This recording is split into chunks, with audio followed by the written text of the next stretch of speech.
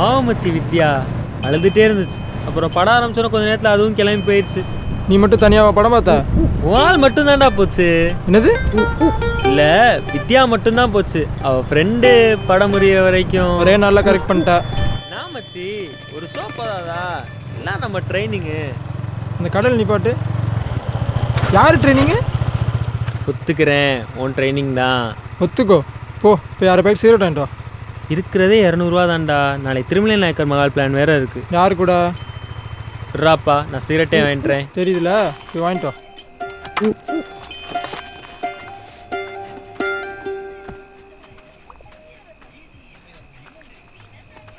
என்ன அரை பாக்கெட் டா இருக்கும், வாங்கடா.